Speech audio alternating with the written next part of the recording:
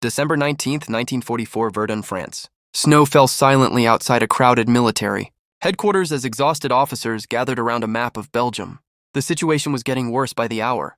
German tanks had smashed through the Ardennes forest. Entire American units were retreating, and the town of Bastogne was surrounded. If the Germans kept advancing, they could split the Allied armies in two. General Dwight D. Eisenhower looked around the room before asking the question. No one wanted to answer. Who can attack the German flank, and how soon? Most commanders expected days to prepare. Moving an entire field army in the middle of winter was almost impossible. Frozen roads, traffic jams, and relentless German pressure made any large-scale attack a logistical nightmare. Then General George S. Patton spoke. Without looking at his notes, he answered calmly, "My Third Army can attack in 48 hours. The room fell silent. Several generals thought he was bluffing. Turning more than 250,000 soldiers, thousands of tanks, artillery pieces, and supply trucks in just 2 days simply couldn't be done. But Patton wasn't guessing. He already had a plan. What the Germans didn't know was that one of their own generals had dismissed American soldiers as men who didn't have the stomach for war. Within days, Patton was about to answer that insult, not with words, but with one of the most extraordinary military maneuvers of World War II. The confidence inside German headquarters wasn't an accident.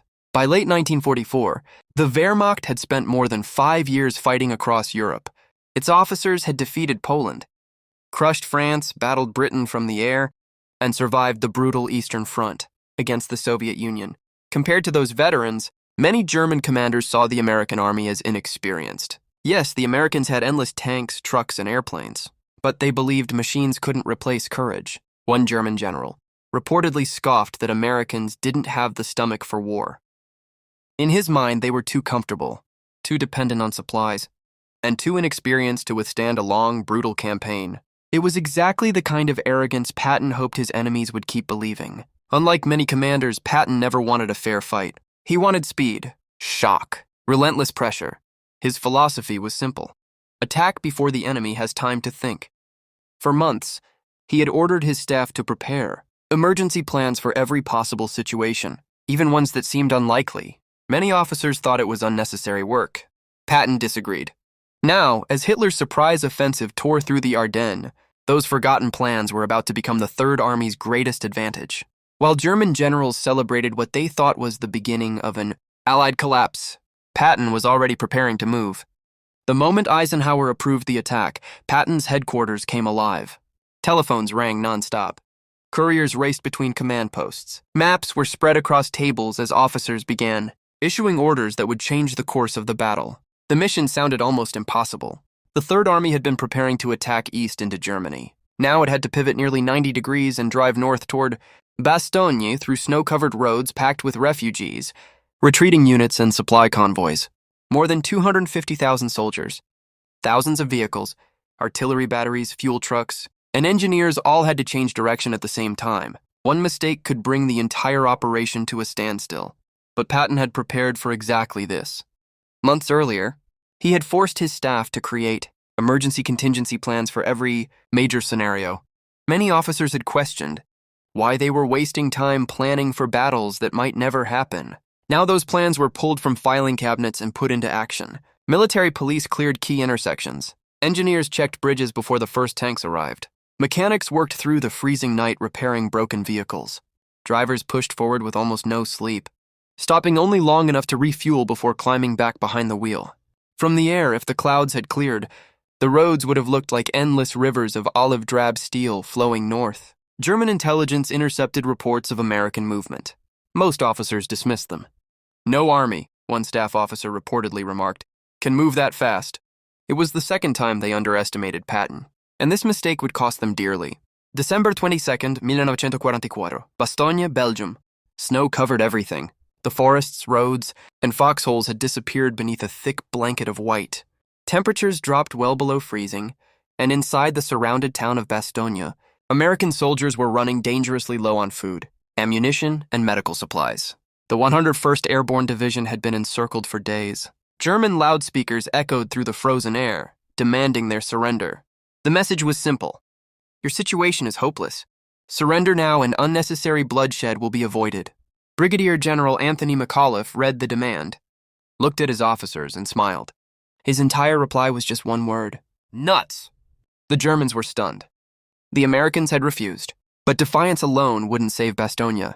Every hour, German armor tightened its grip around the town. Panther tanks and veteran infantry attacked from multiple directions, hoping to crush the defenders before relief could arrive. Miles to the south, Patton's lead units were fighting through snow-covered forests and icy roads. German roadblocks appeared around every bend. Anti-tank guns waited behind stone buildings. Hidden Panzerfaust teams ambushed American tanks at close range. Progress was painfully slow. Some commanders suggested pausing to reorganize. Patton rejected the idea immediately. His orders never changed.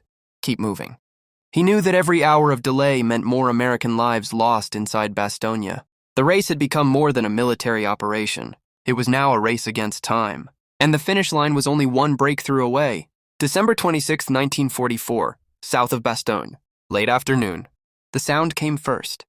Deep in the distance, exhausted paratroopers inside Bastogne heard the unmistakable rumble of American tank engines. At first, no one believed it. For days, they'd heard German armor outside the perimeter. This sounded different, closer, and growing louder. Then the first Sherman tanks of the 4th Armored Division, part of Patton's 3rd Army, burst through the German lines near the village of Assenois. The siege of Bastogne had been broken. American infantry rushed forward to meet the defenders. Men who had spent a week freezing in foxholes shook hands with soldiers covered in snow, mud, and engine grease. Some laughed in relief. Others simply stood in silence, too exhausted to celebrate. Hitler's offensive had reached its turning point. The Germans had expected frightened Americans to retreat. Instead, they faced an army that had marched through a blizzard, turned an entire front in less than 48 hours, and attacked with relentless determination. The belief that Americans didn't have the stomach for war was collapsing as quickly as the German offensive itself. Patton had never answered the insult with a speech. He answered it with action. While German commanders were still trying to understand how an entire American army had moved so quickly, Patton was already planning his next attack. The Battle of the Bulge continued for several more weeks, but Germany's last great offensive had failed.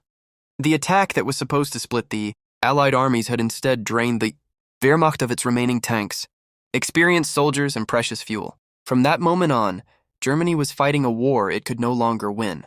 For many German commanders, the campaign forced a painful realization.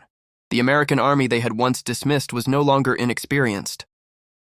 It had learned from North Africa, grown stronger in Sicily and Normandy, and now proved its resilience in the frozen forests of the Ardennes. The claim that Americans didn't have the stomach for war simply didn't survive contact with reality. George S. Patton didn't silence his critics with speeches or newspaper headlines. He did it by turning an entire army in just 48 hours, marching through one of the harshest winters of the war, and breaking the siege of Bastogne when many believed it couldn't be done. His leadership was often controversial. His personality was larger than life, and historians still debate many of his decisions. But one fact is difficult to argue with. When the Allies needed someone to move fast, strike hard, and seize the initiative, Patton delivered.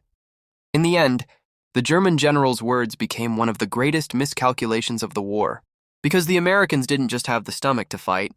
They had the determination to endure, adapt, and keep advancing until Nazi Germany was defeated.